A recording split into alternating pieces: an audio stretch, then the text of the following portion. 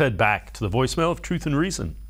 Hi, this is Rico. When it came to the DePodesta situation, I just have a paranoia from the Browns that they would do something like that. Or let's just say something unconventional. What I saw in the second half versus the Commanders was a head coach that adjusted from the original game plan and put his team in the position to succeed. Watson, stat-wise, didn't look pretty, but you have to dig a little deeper with him because he's working his way back and it's a brand new system, brand new team. I just get a little upset that we couldn't be fighting for the last playoff spot because we would still be alive. But woulda, coulda, shoulda, I guess. I just want my team to win.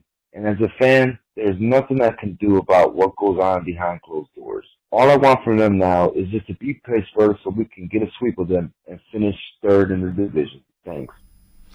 As always, appreciate all the voicemails. So, Scott, there's a lot made of the Paul DePodesta being involved in game planning. That's what the caller's referring to.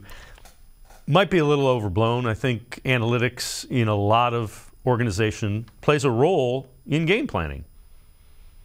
Yeah, I do think it's overblown. I don't think it's a big revelation that, Kevin Stefanski listens to the analytics people. That's one of the reasons he's here. It's one of the most analytical or analytics-based organizations in the NFL. And if you look at the other ones that are considered that, there are a lot of good teams. The Ravens, the Eagles are among those teams that have a lot of that rely a lot on analytics. Does that play into a lot of pass calls or more than people would like? Probably, because there is the belief in the organization that passing plays are more explosive than running plays, right?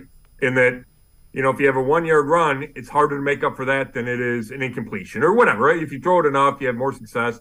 There's a big plays versus pounding out 4-yard runs. It's hard to do. If you get a holding penalty, it's hard to make up, running the ball on 1st and 20. I mean, there's a lot of, I think, legitimate thinking behind it. Now, that doesn't mean there aren't circumstances where you need to go away from that, and we could go back to that New Orleans game if you want. But I do think too much is made of that, and I think if you take a step back, the Browns remain among the teams that run the ball the most in the league. And I think they've done a pretty good job finding that balance between we think we need to throw it. It's 2022. That's the way to succeed in this league. You throw early, you build a lead, then you turn to the run. Versus we have one of, if not the best back in the league. Let's use him.